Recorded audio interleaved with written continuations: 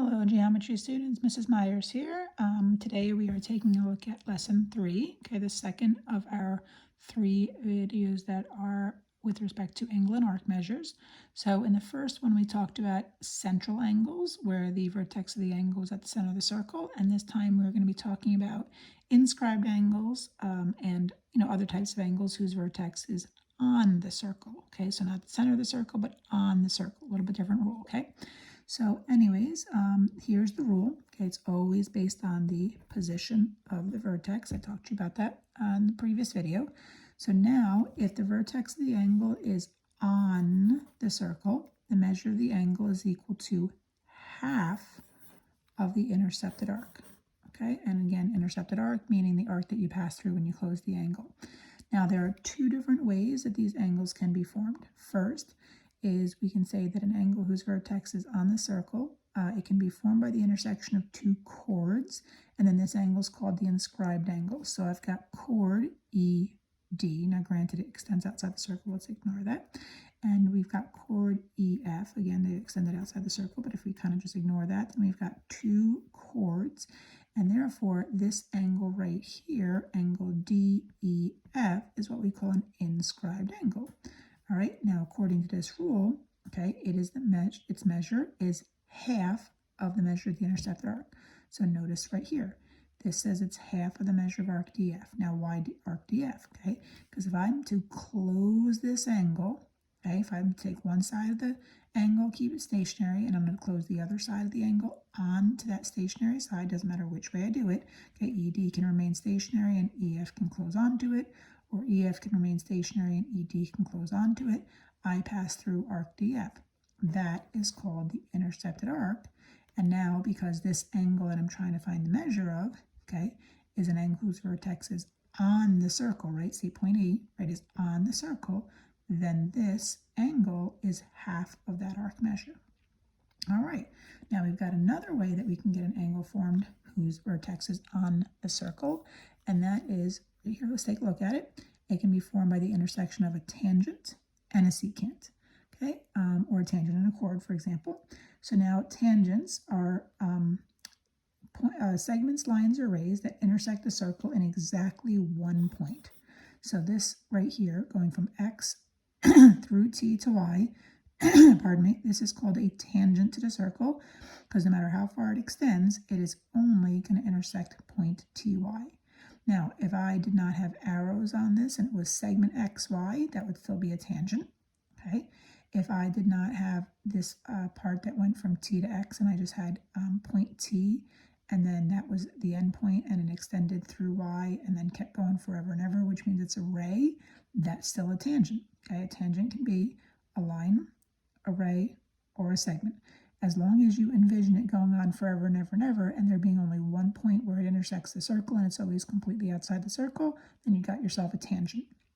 Now, a secant.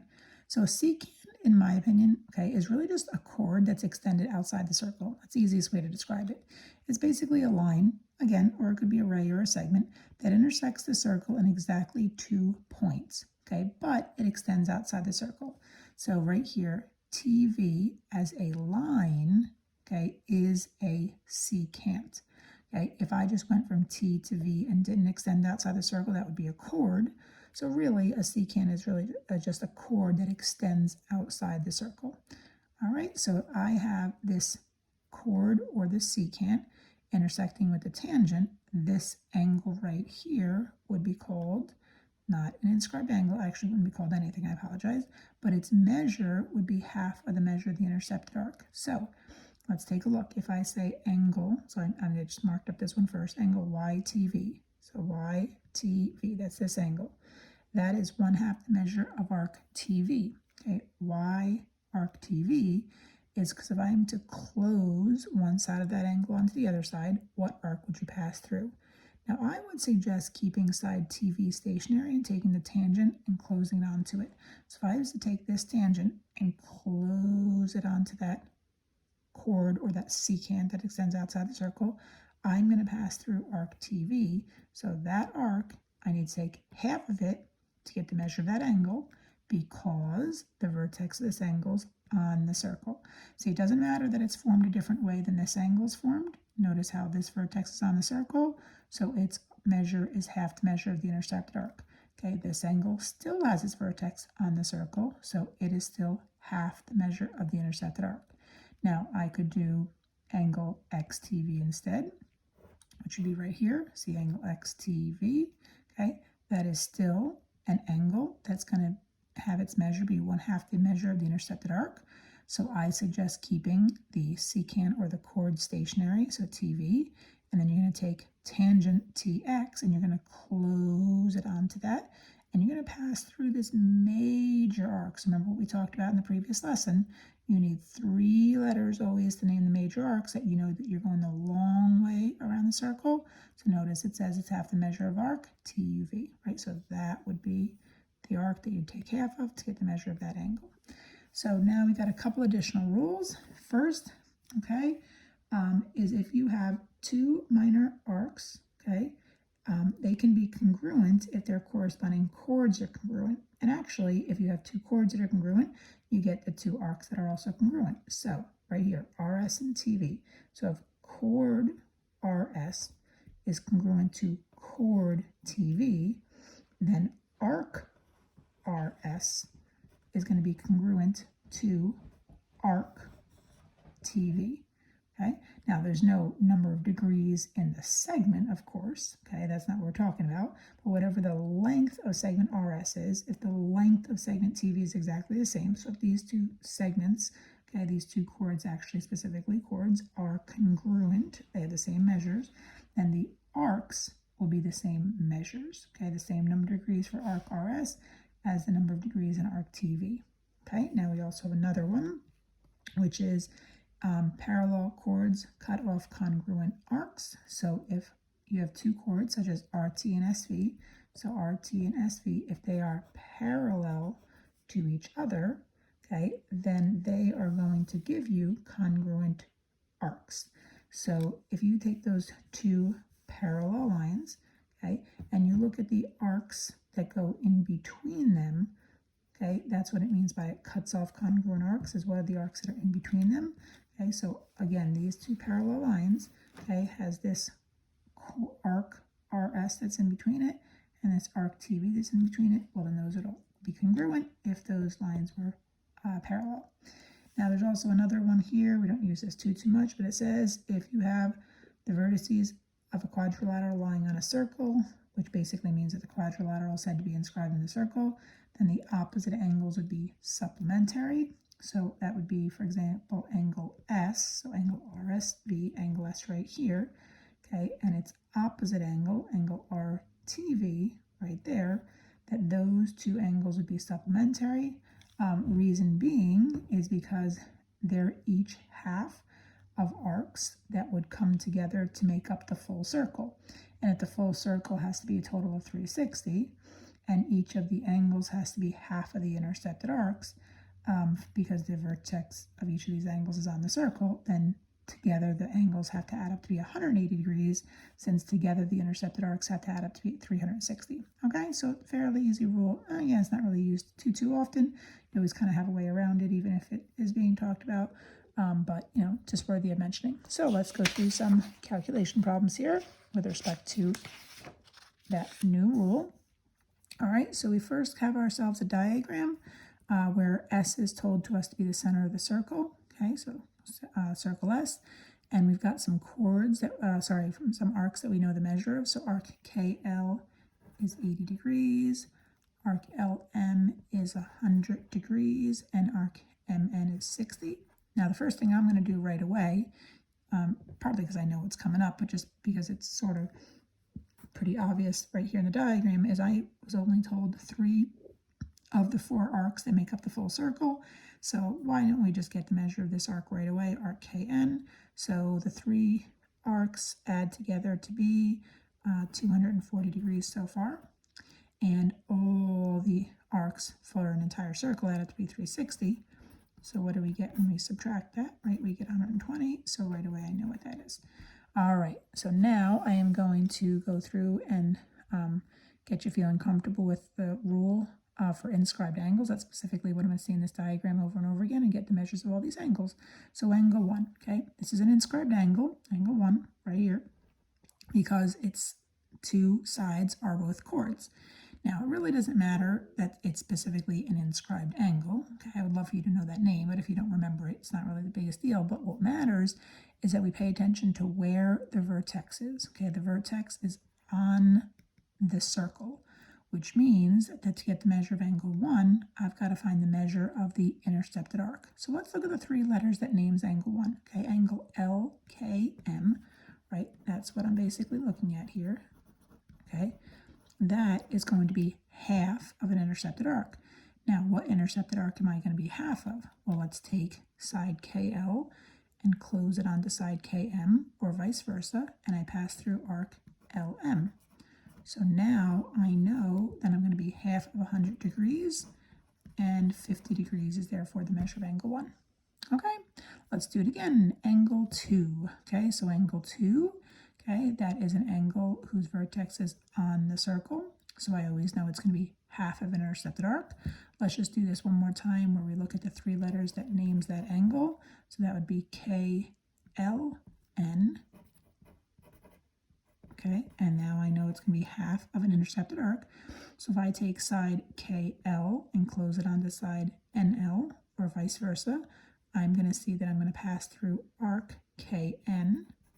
So it's a really good thing that I found its measure, which is 120 degrees, because now I know that half of that is 60, and there's the measure of angle 2.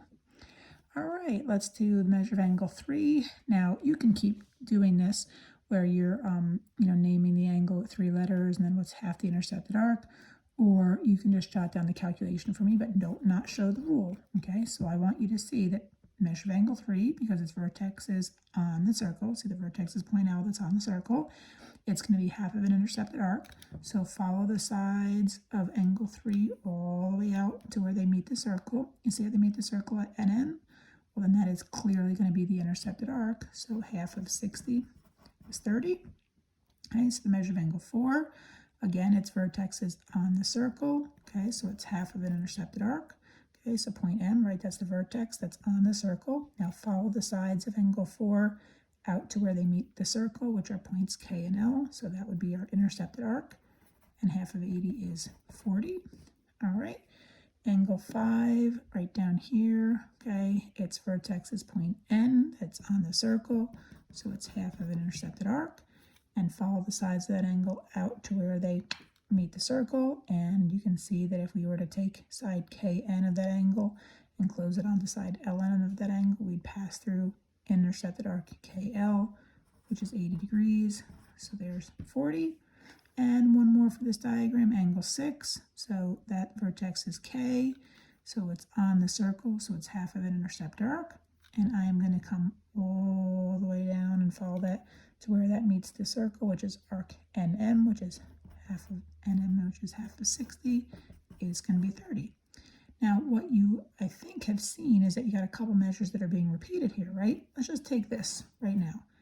Okay, it's not just by chance that those are both 30-degree angles. If you would take a good look at angle 3, okay, and angle 6, okay, they are congruent to each other because they are both using the same intercepted arc, right? So angle 3 is half of arc NM, and angle 6 is half of arc NM. So it's important to see things like that as well. All right, let's go to another diagram. All right, so we want to find the measure of angle 4 in circle V. So if I know that this is circle V, then this is a diameter, okay? So I know that my diameter always creates a semicircle, which would be 180 degrees. Now this 120 is being shown to me, I'm thinking to be like right here. So 180 minus the 120 would leave me with 60 degrees for this arc right in here. And that's important that I just found out that measure because I want to get angle 4, which is this angle right in here.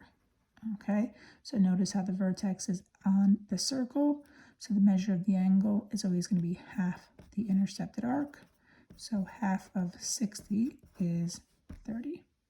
Okay, so if I wanted to find the measure of this, let me put a little 5 right here. Okay, what if I wanted to find the measure of angle 5? Now that would still be half of, okay, it would still be half of an intercepted arc because it is still an angle whose vertex is on the circle. Okay, so I would take a look at closing one side of that angle onto the other side, and I would pass through this 120-degree arc, and that would be 60 degrees. Now, that actually makes sense that I have this being 30 and this being 60. I mean, if you take a look at it here, okay, this shows a right angle in here for a very important reason, because this whole big angle is half of this semicircle, which is 180 degrees, and half of 180 is 90. So you should then be able to see that the two parts of the 90-degree angle should add to be 90. And indeed, I did get 30 and 60 would add to be 90. Okay, so let's take a look at our next diagram. So we've got to find the measure of angle TUV in this circle. That's right up there. It is an angle whose vertex is on the circle, which means it's going to be half of that intercepted arc, which would be TV, but I do not know what that measure is because I don't know the value of x, so I got to find it. So here's an important thing. I've got these congruent marks right here in segments TU and VU. Well, that means that this is an isosceles triangle, right? And that means that this is the vertex angle and these are two congruent base angles. Well, you know, it means something else though, okay? I think what we just did in the first page of notes. If I've got congruent chords, that's what they are. They're chords, they're segments that begin and end on the circle. They're segments whose endpoints lie on the circle. I'm going to get congruent arcs. So segment TU, chord TU being congruent to chord VU means that arc TU is the same as arc VU. And now if that says 7x, this is also 7x. And what do I know about three arcs that make up a full circle? I know that they add together to be a full 360. So 18x equaling 360 means that x will equal 20. And now that I know x is 20, this is an 80-degree arc, and I can simply take half of that 80-degree arc and get this measure right here, the measure of angle TUV, to be half of the 80, which is 40. All right, now I could also do the same thing, the same rule, and get the measure of angle UTV and UVT, because they're half of these arcs that are 7 times x, but that's just extra work and it's not really necessary. Okay, so let's go through one more diagram, a little bit more practice, okay? Last one. So A is the center of our circle here, okay? And I want to find these three measures, one angle and two arcs, and I've got the measure of angle BDA given to me right here to be 18 degrees, and the measure of angle ABE given to me right here to be 26. So how am I going to get the measure of angle DAB, which is right there, okay, knowing those measures? Well, if A is the center of the circle, doesn't that mean that AD can be called a radius? And doesn't that mean that AB can be called a radius? Well, what do we know about each of those radii with respect to each other is they are exactly the same, which means that triangle DAB is isosceles. Okay, well, I just saw that back up here, right? We just talked about isosceles angles. Isosceles triangles has two congruent base angles and a vertex angle, right? So I have this angle right here to be 18. Well, that would mean this angle right here is also 18 degrees because these would be the two base angles. They're opposite those congruent sides, and they would be the two base angles, which would give me this as the vertex angle. So I'm just going to go 18 and 18 is 36. Subtract it from 180, and there's my 144 degrees, and that is this angle measure. Now, I didn't really do anything yet with respect to what I've learned in this lesson, but let's keep going because we will. All right, now I want to find the measure of arc BE. Okay, so in order for me to get the measure of arc BE, I want to take stock of the fact that it is the same as the measure of central angle BAE. So I'm actually going to go back to a rule that's from lesson 2 here, okay, from the previous video, because if I can just find this angle right here, then it's going to be the same as this intercepted arc. All right, so sometimes we kind of go back to previous lessons, even though we're learning new material. So anyway, it's going to be the same rationale as before in that triangle BAE is isosceles. Okay, it's going to be the same rationale because AB and AE are both radii and they are congruent to each other, and therefore going opposite from those congruent sides gives you congruent base angles. So this is another 26-degree angle. So I've got my 26 and another 26 adds to be 52. 180 minus the 52 is going to be 128. So that's how many degrees this angle is. Well, that means this arc is also going to be 128 degrees because it is the intercepted arc for central angle BAE. Now, the last thing I want to do is find the measure of arc DE. Well, this arc, okay, is the intercepted arc for the measure of angle DBE, right? So therefore, the measure of angle DBE, okay, see how that angle DBE has its vertex on the circle?